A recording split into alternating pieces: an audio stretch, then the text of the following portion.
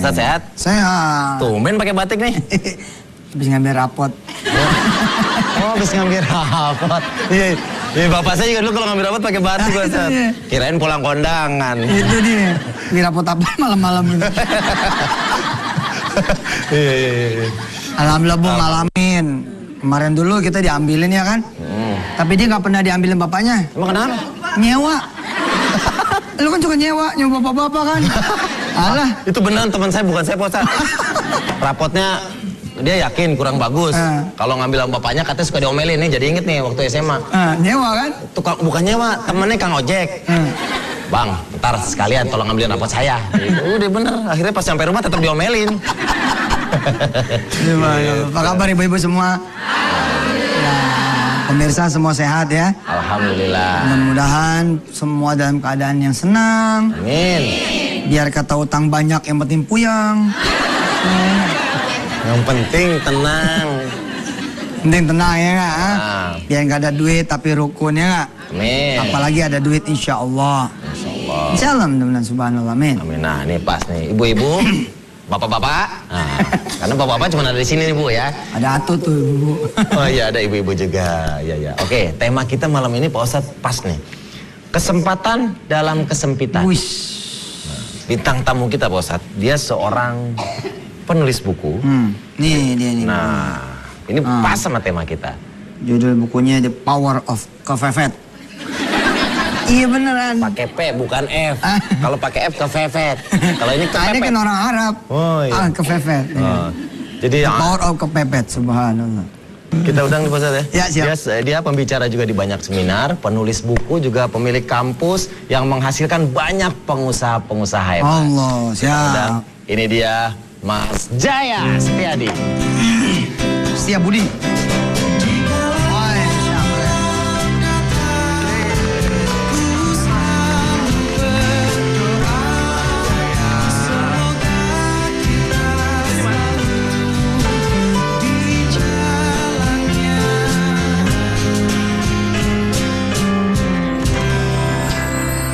Optimis. Mukanya optimis. Amin. Muka optimis. Apalagi Ustadz yang baik-baik. Amin. Kayaknya udah nggak ada cerita kepepet lagi sekarang ya. Sebetulnya gini Ustadz, kepepet itu ada dua macam. Satu yang alami, kedua yang dibuat. Jadi kalau yang alami itu kan kita menunggu ya takdir terjadi pada diri kita. Yang kedua kita menciptakan challenge namanya atau tantangan. Nah supaya kepepetnya diciptakan. Kita ciptakan biar melar otaknya. Kan begitu Ustadz. Pada saat kita mau melarkan otak kita, nah kita tambahkan beban tapi itu dengan jangkauan kita. Jangan sampai nanti kelebihan terus tidak hanya mencederai kita, mencederai orang yang kita cintai, juga mencederai orang lain. Benar. Betul ya Ustadz? Pepet tapi tetap mikir gitu ya. Betul. Ya. Lihat kapasitas lah ya kita bilang. Dan di balik orang yang kepepet punya kekuatan gitu. Iya. Jadi, contohnya? Nah Allah itu kan menciptakan kita dengan suatu potensi yang sangat luar biasa. Nah, yang seringkali kita sendiri tidak menyadari hari itu. Kita baru menyadari pada saat terjadi atau ada kejadian dalam kehidupan kita. Oke. Nah, ambil yang sangat simpel nih. Kita bicara masalah adrenalin. Ini ibu-ibu ada di sini kan? Kalau saya nih, ibu-ibu nih kagak ngerti adrenalin. Adrenalin. Adrenalin. Apa itu adrenalin ya? Saya kasih tahu Bu ya, adrenalin itu kue sejenis ongol-ongol Bu. Kayak jus gitu ya. Nah, kalau kita pas kaget itu langsung melek langsung gitu. Oke? Kita kadang nggak ngerti pas kita kagetnya. Betul, dikagetin, tiba-tiba di belakang ada kayak bayangan kita takut gitu aja. Ini semuanya tegang semuanya. Kita nggak memerintahkan untuk tegang. Artinya apa? Sepersekian detik sebelum kita sadar, sudah tersemprot itu ya, cairan itu ke dalam tubuh kita. Nah, inilah disebut namanya kekuatan. Nah, ini semua ada dalam bawah sadar kita. Kalau kita bisa melatih, mengendalikan dengan baik ya, itu jadi kekuatan yang tersembunyi. Banyak selain adrenalin ada namanya hormon serotonin. Serotonin itu tadi ongol-ongol. Sekarang ini sejenis cakwe. Gitu. Jadi serotonin itu hormon yang menimbulkan rasa senang. Ada juga hormon yang menimbulkan kekebalan dalam tubuh kita, endorfin. Nah, ini bisa timbul bagaimana? Kalau kita dalam kondisi bahagia.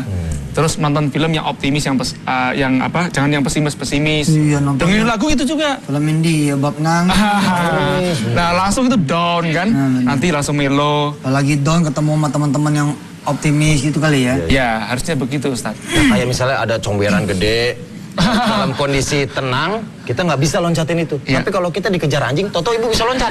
Betul. Simpelnya itu ya. Betul. Betul. Tapi tetap kegigit, Den. Orang dia kagak nyampe. Ternyata kita bisa loncat, anjingnya bisa loncat lebih jauh. Wah lu. Ya itu jadi ada yang bisa kita buat. Itu satu contoh yang kita buat secara kenyataan. Kita mepetin diri kita. Take challenge. Ada yang kedua, kita membayangkan. Kalau yang pertama tadi kan alami, yang kedua kita buat, yang ketiga ini kita membayangkan. Saya ambil contoh begini. Oh mungkin bapak ibu atau ibu-ibu yang ada di sini nggak ada bapaknya nih ya. Masih punya orang tua, oke? Nah, yang mbak-mbak nih masih punya orang tua, belum naik haji. Kita bayangin orang tua kita nanti meninggal sebelum naik haji itu bagaimana? Iya benar. Perasaan sedihnya bagaimana? Padahal sementara kita di sini diem-dieman, malas-malasan, betul? Nah, sampai kita bisa neteskan air mata kita. Kalau kita bisa menemukan ya daya ungkit itu, kita bisa neteskan air mata, itu membuat the power of kepepet pada diri kita sebelum kita kepepet. Itu dia. Ntar juga kita akan melihat bagaimana potensi ibu-ibu, apakah punya kekuatan di saat kondisi kepepet. Ntar di segmen dites nanti berikutnya. Kita balik lagi ke tema kita Pak Ustadz ya. Kesempatan dalam kesempitan bareng sama Mas Jaya Setiabudi, penulis buku The Power of Kepepet. Oke. Mas, kondisi kepepet yang kayak gimana Mas, yang akhirnya bisa mengeluarkan kekuatan kita? Ya, saya ambil contoh kalau dipaksakan kita kepepet itu begini. Saya waktu masih single dulu, ayah saya itu berpesan kepada saya begini, ya ingat, jangan ulangi kesalahan papa. Ini almarhum mengatakan, lebih baik kamu kecil jadi bos daripada gede jadi kuli, dalam tanda kutip ya. Kuli kerja, kuli bisa makan. Kuli nggak kerja, kuli nggak bisa makan. Kalau bos nggak kerja bisa makan. Nah, pada saat saya masuk ke dunia usaha, sebelum itu kan saya kerja duluan Ustadz. Nah, mau masuk ke dunia usaha bagaimana? Guru nggak ada. Sekarang banyak seminar, banyak training. Dulu nggak ada. Saya mikir simpel, udah deh, keluar kerja aja deh, mau masih single. Kalau toh saya nanti bangkrut, ya sudah masuk kerja lagi dah. Ya alhamdulillah saya keluar kerja, frontal cukupan. Nah, waktu itu kawan saya tanya, J, kamu udah siap keluar kerja? Siap apaan? Kamu buka usaha apa? Ini, supply ke industri.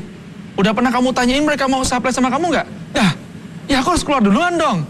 Baru bisa nawarin. Iya, baru nawarin. Kalau mereka mau, kalau enggak, alah gini deh, saya bilang gini Ustadz. Bodoh-bodohan nih, ini ada 78 daftar perusahaan di lingkungan industri di Batam waktu itu. Ya. Masa nggak ada satu yang mau? Nah, masa nggak ada 1, 2, 3 yang nyantol sih? Ternyata bener enggak, Iya, Bu. bener nggak ada. Serius. Bener nggak ada itu. Ustadz, bener, nggak ada yang nyantol. Pokoknya kalau mau jadi orang besar, ujiannya selalu gitu. Padahal harus makan ya. Nah, terus cari akal kan dari situ kan. Nah, inilah yang saya bilang selalu ada jalannya. Begitu cari akal, oh mikir. Mereka ini biasanya makannya di mana ya? Oh di food court. Nah, deketin pas makan deh. Kalau makan siang, saya lihat seragamnya nih. Saya mau masuk perusahaan sini. Ini seragamnya sama nih. Saya pura-pura, permisi, boleh duduk di sini? Boleh. Nah, mulailah saya komunikasi sama mereka, terus ngobrol-ngobrol. Loh, perusahaan apa? Saya kasih kartu nama. Loh, ini usahanya apa? Oh, saya supply ini, begini. Nah, kemudian datang aja ke tempat saya. Alhamdulillah, habis makan siang, buat janji, langsung closing. Luar biasa. Kalau nggak melangkah akan tahu ya Ustadz ya. Nah, harus dicoba dulu ya. Iya. Oke, nah ini pas kita undang tamu kita yang kedua, seorang ibu dalam kondisinya yang kepepet, tanda kutip. Sehari-hari dia menjadi tukang ojek. Ini dia Ibu Ita. Apa kabar Ibu Ita? Alhamdulillah baik. Tinggal daerah mana Bu? Daerah Pondok Cina, Depok. Pondok Cina. Sehari-hari kegiatannya? Ngojek, berdagang, kuli nyuci. Oh, ngojek. Lengkap ya. Iya. Ojek, Berdagang ya berdagang, kuli kulit cuci. Kan nggak gitu. Apa nggak Kalau gitu bisa? nggak masuk chattingnya Nggak bisa beli obat suami. Obat. Oh, jadi suami sakit. Stroke udah 7 tahun. Hebat ya, istri masih bisa ngelayanin suami. Surga banget ibu ini. Amin.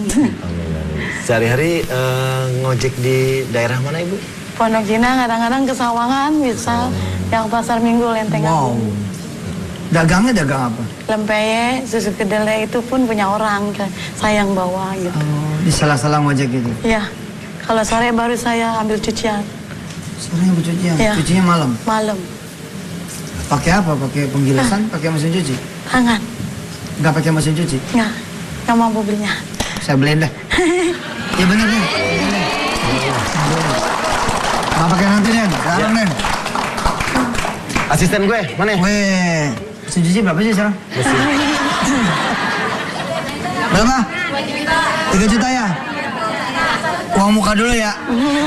Uang muka dulu 300.000. Sama saya Ustadz, taruhannya. Oh kalau gitu sejuta Iya. ya? Ah, iya. Juga, oke, siap. Saya. Ya. Sah. Udah. Merinding nih kita. Iya. Ibu, ini buat uang muka dulu ya. Mohon terima, lahir batin. Subhanallah. Jadi pakai tangan ini sini. Mana? Itu pun dibantu sama anak jemurinnya. Oh. Itunya. Pak Ustadz. Langsung aja. Ibu. Iya. Oh, subhanallah. Jadi besok nggak usah pakai tangan lagi, Bu. Ya, mesin cuci udah sampai, mesin cucinya simpan, Ibu nyuci ambil tetap pergi aja. Liatin nih. Iya. Oke, Ibu, motivasi terbesar Ibu apa? Karena kan jarang banget tuh tukang ojek seorang wanita. Perempuan. Iya. Ya, motivasi saya nggak mau jadi mental pengemis. Saya nggak mau jadi mental pemimpin. Wih, Saya bersyukur masih ada otak, masih ada tenaga. Apa salahnya saya jadi tukang ojek demi anak? mantap, lombar. Dan sekarang dari hasil ngojek sama nyuci sama dagang lempeng itu saya bisa menyekolahkan anak sampai SMK. Sampai SMK. SMK sudah lulus dan sekarang mau yang kecil ujian kelas 3 SMP. Wih. Luar biasa. Yang kecil itu beasiswa, alhamdulillah. Ini begini, ini menjembatani. Saya melihat ada suatu peluang yang cukup bagus. Nah, Bu. Nah, daripada nyuci, betul Ibu, sekarang nyuci itu sudah banyak pesaingnya. Mungkin Ibu bisa Mas melakukan... sebentar. Nah, kita tahan dulu, Pak Ustadz. Ntar jangan kemana-mana, Mas Jaya akan ngasih tips. Sabar, kalau menjadi ibu sabar. Bareng sama Ibu Ita, seorang istri yang suaminya terbaring sakit. Tapi beliau mengisi kegiatan dengan ngojek untuk menghidupi anak-anaknya. Juga ada Mas Dagang Jaya. dan nyuci kulit. Benar. Kulit Juga nyuci. Mas Jaya Setiabudi, seorang penulis buku The Power of Kepepet. Ibu, Bapak sekarang kondisinya gimana? Ya kayak bayi, Oh, kayak baik. pakai pampers, pakai yang makan nggak bisa pakai nasi, nggak bisa pakai bubur, kayaknya Nestle. Oke. Nah, kalau mau minum, gini, kalau nggak sedotan kita isep dulu, baru kita tiup mulutnya. Allah. Nah itu, baru bisa gitu. Umur berapa Bapak ini? Bapak sekarang 46, Masih muda ya? Lebih muda Masih muda. Ibu ngojek, daripada Pak Senden. Ibu ngojek jam berapa? Jam 5 habis subuh. Habis aku subuh keluar ngojek, Ngojek. terus Pulang jam 8. Mandi ini tuh si bapak. ngurusin Bapak Oh ya dulu. Allah, Nyuapin. mandiin Bapak. Nyuapin dulu, karena nggak ada yang bisa kan. Nah, baru pergi lagi. Nah, tadi Mas Jaya bilang melihat sebuah peluang. Apa tuh, Mas? Ada yang mau disampaikan, Mas? Jadi pada saat bicara sama Ibu ada beberapa yang kepikiran sama saya.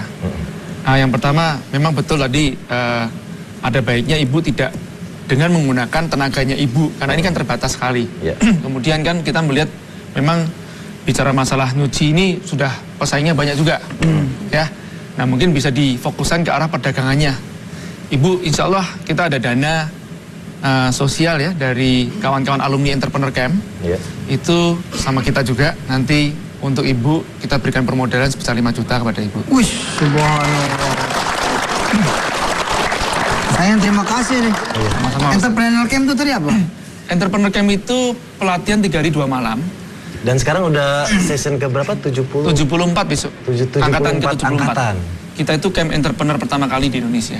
Subhanallah. Dan tadi Ibu kan punya anak umur 19 tahun. Saya kira gini, saya bisa aja ngambil anaknya Ibu sebagai karyawan saya. Tapi nggak akan banyak merubah nasib Ibu. Lebih baik anaknya saya kasih beasiswa untuk sekolah. Saya punya sekolah Ustadz, namanya Young Entrepreneur Academy. Nanti tempat tinggalnya semuanya akan kita berikan kepada anak Ibu. Berkah benar Bu. Duha nih. Orang merinding nih, Ustaz. Nah, supaya lulus dari situ, nanti anak Ibu bisa jadi pengusaha. Amin. Ya Allah, ya Rabbal Alamin. Ini ada boleh. Emang keajaiban chattingnya begini. Subhanallah. Ibu, apa yang pernah Ibu alami selama Ibu ngojek, Bu? Ya. Saya pernah mata kaki hancur, Ya, kelindes. aduh, Nggak ada. mata kaki. Itu nggak ada yang nolongin sama sekali. Saya merangkak jalan. Ibu jatuh? Ya diserempet orang, ibu jatuh, terguling. Sini dia lindes. Tapi sekarang kan kalau lagi sakit, Makanya pincang itu ya? Pincang. Kalau lagi sakit, ya pincang. Oh tadi berarti lagi sakit dong? Iya, lagi sakit. Oh tadi pas datang kemari Bu. Kalau lagi enggak, ya biasa gitu. Ini nggak ada sama sekali. Dan masih tetap ngojek? Masih. Saya pikir ini nggak jadi halangan. Nggak jadi halangan. Oh jadi halangan. Awalnya Ibu ngojek emang ada motor atau gimana, Bu? Peninggalan orang tua almarhum. Oh. Almarhum. Saya pikir waktu itu, coba saya berusaha. Masa nggak ada jalan. Mudah-mudahan Allah berkati semua kerjaan Amin, saya. amin, amin. Tapi ternyata Allah kasih ini loh saya gitu. Harus saya lakukan itu. Alhamdulillah sampai sekarang bukan saya yang nyari ojekan, tapi mereka datang ke saya. Bu, saya titip anak saya untuk ojekin ibu. Oh ojek sekolah gitu ya, anak sekolah ya? Tadi saya mikir gimana gelendotnya kalau... Tadi itu jujur itu ada mikir itu, ternyata iya ya peluang ojek sekolah. Enggak juga gitu Pak Ustaz. Oh enggak juga? Ada juga kadang. Kadang juga ke pasar, dia depan karung, beras. Oh apa aja gitu deh? Aja. Oh. Yang penting halal. Di balik orang yang kepepet nih seperti bukunya Mas Jaya, orang itu punya kekuatan. Ya. Mas, kita main gimmick-gimmick, Mas? Boleh. Untuk ngetes apakah kita bisa mengeluarkan kekuatan kita. Saya mau tanya kepada ibu-ibu yang ada di sini, siapa yang kepengen, bener-bener kepengen banget, ya, mau buka usaha? Siapa yang bener-bener kepengen? Tuh, di atas. Dan ingat, ya, saya tanya lanjutan ya, yang kepengen dan sudah punya ide usaha apa, angkat tangan. Satu orang ibu, ayo maju ke depan. Ibu yang paling Maju, belakang. maju. Ya, Ah, yang ibu. belakang, ya. Tapi belum punya usaha ibu ya? Belum punya usaha, Belum punya Ibu? kan? Belum. Belum, Baik. ya. Ya, Ibu silakan. Perlu berapa orang? Satu orang aja. Satu orang. Sini, Bu. Oke, Ibu bisa dipakai ini. Silakan. Oke. Baik, Ibu namanya siapa? Ibu Puji Rahayu Ibu Puji Irian. Rahayu. Ibu Puji ya? Iya. Ibu Puji mau usahanya usaha apa ibu?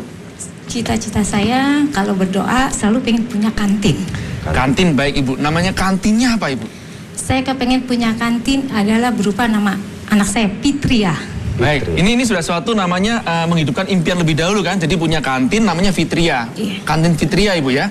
Baik ibu. Ibu sudah ada bayangan belum? Kira-kira akan buka usahanya atau kantinnya itu di mana? Kira-kira aja. Saya hanya kepingin kantin di sekolah. Di Di sekolah. sekolah. Ada bayangan nggak kira-kira sekolahnya di mana? Daerah sekitar Depok karena jangan tidak jauh dari rumah karena bisa mengawasi anak-anak. Baik, di Depoknya kira-kira aja sekitar daerah mana? Di sekolah putri saya SMP 10 Depok. Baik, SMP 10 Depok. Saya kerucutkan ibu ya.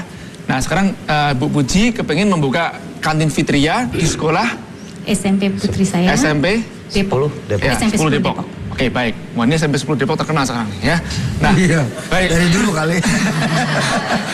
baik Bu Puji ya. Sekarang saya mau tanya, kapan akan buka?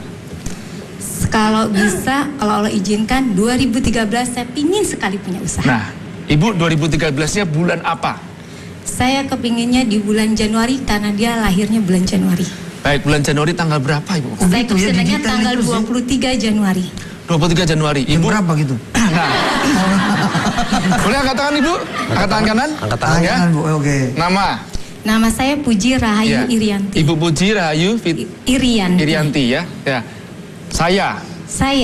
Nama Puji Rahayu Irianti. berjanji Berjanji akan membuka akan membuka kantin Fitria kantin Fitria Di BY Depok. Depok pada tanggal pada tanggal 23 Januari 2013. jika saya Jika saya diberikan tidak begitu ya. Jika saya diberikan jika saya tidak membuka Jika saya tidak membuka kantin Fitria kantin Fitria pada tanggal 23 Januari pada tanggal 23 Januari 2013 maka saya akan membayar ganti rugi sebesar Rp100.000 kepada kepada seluruh penonton Antv. seluruh penonton Antv. Yakin nggak? Kenapa Yakin nggak? agak pelan seluruhnya? Yakin? Insya Yakin? Bisa nggak? Yakin? Insya Allah. Yakin tidak Ibu? Yakin duluan. Ibu bilang, seluruh penonton Antv. Yang kenceng. Seluruh penonton Antv. Baik, ya. Ngomongnya sampai merenyih gitu. Sekarang nomor HP-nya dong Ibu. 081 Catat ya pemirsa. 081 081 29 733 710. Ustadz, sah? Sah. Sah. 100.000 lumayan kan? Ya. Ya. Begitu aja Ibu sepertinya ya. Baik Ibu, terima kasih. Jadi intinya apa sebenarnya Ustadz? Kita membuat target dulu dan baru rencana. Seringkali kita membuat rencana dulu ya, yang akhirnya jadi bencana nih, nggak jadi mulai-mulai kan. Jadi kita mikirnya targetnya kapan duluan nih, di mana nih. Nah kalau kita sudah membuat target, apalagi nih punya komitmen kepada banyak orang, nah kita mulai memaksakan diri kita kan, kepepet kan. Nanti Ibu pulang cari cara bagaimana. Baik Ibu ya. Luar biasa. Ya, 23 Mas Jaya. Januari. Jaya Setiabudi, tetap dibimbing ya Bu ya. Amin. Oke udah? Mana kantinnya? Oh ya udah, kita doain mudah-mudahan dikasih kelancaran. Amin, amin, amin. Terima kasih Bu. Iya. Owner kantin Fitria. Nanti bakal punya di 10 sekolah negeri. Amin, amin, amin. Amin ya. Mas, untuk pemirsa di rumah yang lagi nonton, misalnya kondisinya lagi nyaman-nyaman aja, Ya. bagaimana Mas caranya menciptakan kondisi yang kepepet? Ya, jadi gini, kalau kita nggak kepepet itu kadang-kadang kan tidak bertumbuh ya. Benar. Nah tadi yang seperti saya bilang, kita menciptakan namanya challenge, oke? Jangan sampai kita bersyukur boleh, tapi puas tuh jangan. Ya artinya apa? Oke, aku bisa mencapai sekian nih, oke deh.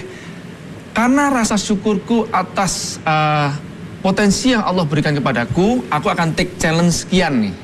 Kan begitu ya? Ya. Nah Tambahin jadi dikit. tambahin lagi dikit, tambahin lagi. Yang paling penting jangan sampai itu nanti mencederai orang lain atau mencederai diri sendiri juga.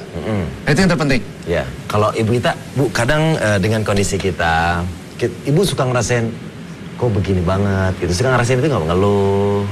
Dan cara Ibu gimana untuk akhirnya bisa bangkit? Iya, kadang kita manusia biasa ya. Kadang punya rasa kecewa, rasa sedih, banyak berkecamuk, kecewa banget. Kok seperti ini saya gitu. Kenapa harus saya, kenapa bukan orang lain gitu. Tapi saya balik lagi ke diri saya. Saya alhamdulillah Pak Ustadz punya anak 2 yang bisa ngebangkitin. Mama itu orang pilihan Allah. Mungkin orang lain Allah nggak kasih karena mereka nggak sabar. Yo. Tapi mama Anak sabar, yang- iya. Anak saya 2 laki. Tapi mama sabar. Tapi kapan batas kesabaran itu kan pasti ada pusatnya. Kadang-kadang saya nangis sendiri, nangis. Berudu, memang ada Pak Ustadz di situ satu, itu saya suka sharing sama dia. Udah wudu aja walaupun belum waktunya.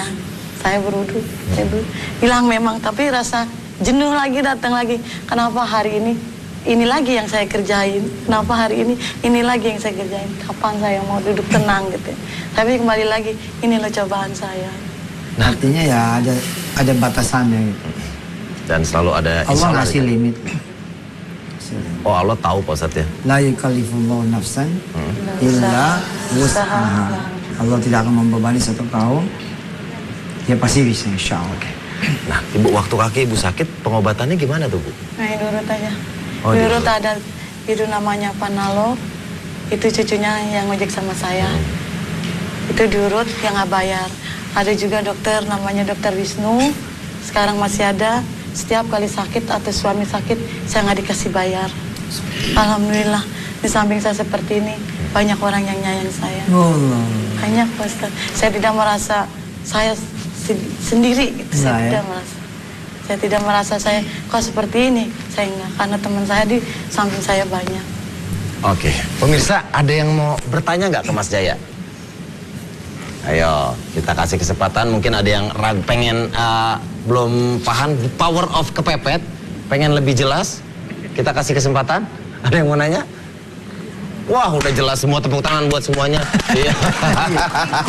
Bingung atau mau nanya? Bingung. Tentang usaha mungkin nggak boleh ya. Oke, tentang usaha. Tipsnya untuk memulai usaha. Mungkin Mas Jaya tambahin tips lagi buat pemirsa. Nah sebetulnya tipsnya simpel Ustadz. Kita tuh mulai dari langkah yang kecil aja. Tadi seperti Ibu Puji ya. Nah Bu Puji yang paling gampang pulang dari sini itu apa yang dilakukan? Dari hal yang kecil. Oh cari lokasinya. terus tanya, saya sewa di sini berapa ya? Kadang kita tuh sudah minder duluan. Mikirnya begini, tapi kan saya nggak punya duit. Benar. Nah, saya belum punya duit. Uang tanya aja tuh nggak bayar. Tapi kita udah takut. Oke, itu dia belajar. Itu mahal itu Bu, ilmu. Ya. Oh, mau tanya boleh, silakan. Sebelumnya saya minta maaf sama suami saya. Sebelumnya Iya. mungkin saya banyak salah sama dosa sama dia. Pernah Pak Ustadz, sewaktu hari jam 4 dia nangis. Kan nggak bisa ngomong. Itu saya bangun, pupnya diacak-acak sama dia. Pupnya diacak-acak sampai pesnya berantakan. Saya cubit dia Pak Ustadz. Mungkin karena rasa ngantuk saya, rasa capek saya gitu. Saya cubit sekeras-keras saya. Itu tuh Pak Ustadz, sampai saya kesel. Kapan saya mau seneng, saya mau tidur, saya besok kerja. Itu saya cubit Pak. Sampai sekarang saya masih, ya Allah saya punya dosa. Subhanallah. Ya Allah ampuni saya ya Allah. Sampai sekarang Pak Ustadz, dosa itu masih kebayang saya. Apa saya dosa Pak Ustadz? Astagfirullahaladzim. Astagfirullahaladzim. Astagfirullahaladzim. Astagfirullahaladzim. Ya Allah, Allah ampuni saya. ampuni saya. Jika saya sempat kesal, sempat nyubit suami. Ya Allah, Ya Allah, berikan saya berikan saya hati hati yang seluas samudra, yang selalu samudra. enggak pernah kesal, ridho terus. Ridho.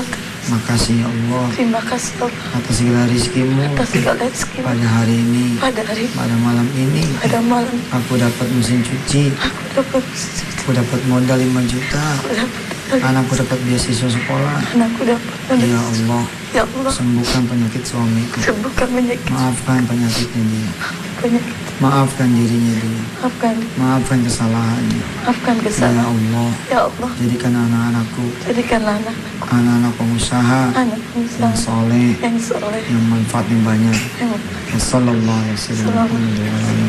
Ya, mulai hari ini gak usah diingat yang itu. Udah diampuni. Senyum dong. Subhanallah. Oke, kita masih punya satu segmen lagi, tetap bareng kita di chatting dengan ya. Nah, Pak Ustadz, apa kita harus kepepet dulu, Pak Ustadz, sempit dulu, baru Allah akan ngasih kita jalan gitu? Ya, rahasia hikmah itu emang nggak kejangkau sih sama manusia. Termasuk sebab juga nggak kejangkau. Ada, saya pernah menulis kisah tentang secari kertas. Jadi dia seorang perempuan yang umur 14 tahun dijual oleh ayahnya. Lalu kemudian usia 18 tahun, ketika dalam keadaan dia hamil anak yang kedua, dia punya suami, meninggal dunia karena dihakimin orang di pasar. Dia menikah di usia 14 tahun itu karena rumahnya tergadai. Lalu yang punya gadai, yang megang gadaian ini bilang, saya harus nikahin anak kamu. Karena itulah dia nikah. Ternyata begitu suaminya meninggal dunia, sertifikat itu bukan di tangan suaminya. Jadi rumah itu ternyata di tangan orang lain, di tangan jagoan yang lain. Dan tanpa ampun, diambillah rumah itu. Padahal orang tua juga sakit, di sana segala macam. Kelihatannya Allah begitu jahat. Tapi ternyata semua itu kebayang. Usia si ibu ini kira-kira 48 tahunan, anaknya datang ngasih secari kertas. Tapi secari kertas ini bukan kertas biasa, kertas ONH. Pelunasan bukti ONH. Dia bercerita bahwa segala penderitaan dia 48 tahun ke belakang itu hari itu jadi nggak ada apa-apanya. Karena anaknya mempersembahkan uang itu, mempersembahkan kwitansi pembayaran ONH buat ibunya. Subhanallah. Dan rumusan buat saya, buat kita semua, buat pemirsa, sesungguhnya fi usrin yusrani. Di dalam setiap kesulitan itu 2 kemudahan. Inna ma'al usri yusra, fa inna ma'al usri yusra. 2 kali. Jadi Allah ngasihnya selalu 2 peluang di setiap kesempitan. Subhanallah. Mudah-mudahan kita ketemu bantuan dari Allah SWT. Amin, amin ya rabbal alamin. Oke Mas Jaya, apalagi Mas yang perlu kita sadari bahwa sebenarnya di saat kita Allah lagi ngasih kita cobaan, memberikan kondisi kepepet dalam kehidupan kita, kita punya kekuatan. Iya. Saya pernah ya, karena memang kita kan praktisi bisnis pasti akan mengalami namanya kebangkrutan. Iya. Tapi pada saat sudah mempersiapkan itu semuanya, ya pada saat ngalamin gitu, ya saya tahu bahwa ini adalah proses yang harus saya jalanin. Dan itu nggak terjawab sampai saya berbagi sama kawan-kawan baru saya terjawab. Nah artinya apa? Oh saya itu diberikan itu semuanya karena Allah kepingin saya menginspirasi orang lain. Allah, betul. Ya, kalau seandainya saya tidak pernah jatuh, saya nggak pernah bangkit, bagaimana saya bisa menulis buku kan? Ush, Buku ini kan 2,5 tahun. Proses penyusunan buku ini 2,5 tahun. Buku ini 2,5 tahun saya tulis dari berbagi dan berbisnis. Sebenarnya ini banyak cerita tentang bisnis saya. Oh iya. Nanti buku saya yang kedua yang baru saya susun insya Allah Januari terbit ya. Itu kitab anti bangkrut, itu kisah dari baik kebangkrutan saya ataupun kawan-kawan. Dan Supaya bagaimana tidak bangkitnya. Supaya tidak bangkrut, Dan kalau sudah satu, supaya bangkrut, bangkit. yang Supaya sudah bangkit. yang bangkrut, bangkit. Bangkit. Insyaallah. Yang bangkrut biar bangkit, yang nggak bangkrut biar jangan Jangan bangkrut. bangkrut. Ya, atau dihindarin lah, diminimalisir bangkrutnya. Judulnya kitab Anti bangkrut. Gitu ya. Luar biasa. Baik. Kita berdoa Pak Ustaz. Ibu Ita, mumpung pemirsa ikut mendoakan, barangkali ingin berdoa buat suami. Auzubillahiminasyaitonirrajim. Bismillahirrahmanirrahim. Ya Allah ya Rabb yang Maha Pengasih lagi Penyayang. Ampunilah kesalahan suami saya ya Allah. Ampunilah dosa suami saya ya Allah. Ringankanlah segala penyakitnya ya Allah. Jabahlah ya Allah. Sabarkanlah aku dalam mengurus suamiku ya Allah. Sabarkanlah aku dalam mendidik anak-anakku ya Allah. Lancarkanlah dan lapangkanlah rezekimu untuk hamba-Mu ini ya Allah. Jauhkanlah jikalau hamba sedang mengojek ya Allah daripada mara bahaya ya Allah. Ya Allah, berikanlah hamba orang-orang yang mencintai hamba dan menyayangi hamba di sekeliling hamba di waktu hamba susah ataupun senang ya Allah. Ya Allah ya Rabb, hanya kepada-Mu hamba meminta, menyembah ya Allah. Tiada zat yang lain hamba kecuali Engkau ya. Sesungguhnya lah hanya pada Engkau meminta dan kepada Engkau hamba berpulang ya Allah. Ya Allah ya Rabb, hamba pasrah, hamba ikhlas akan apa yang terjadi dengan kehidupan hamba, suami hamba dan anak-anak hamba. Sesungguhnya lah hamba hanya manusia biasa ya Allah. Maha benar Engkau ya Allah, maha besar Engkau ya Allah. Rabbana atina fid dunya hasanah wa fil akhirati hasanah wa qina adzaban. Alhamdulillah. Insyaallah pemirsa yang ikut berdoa dan mengaminkan doa ini kembali berpulang buat yang mendoakan. Mudah-mudahan ya. Amin. Oke, amin ya rabbal alamin. Ya, terima kasih buat semuanya. Terima kasih juga buat jamaah yang telah hadir. Terima kasih buat Mas Jaya Setiabudi. Sukses untuk buku keduanya, Kitab Anti Bangkrut. Amin, Bang. Siap, Amin. insyaallah.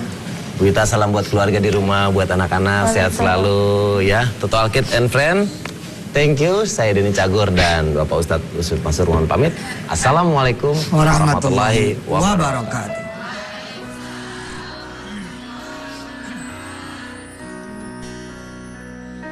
Each day I live, I want to be a day to give the best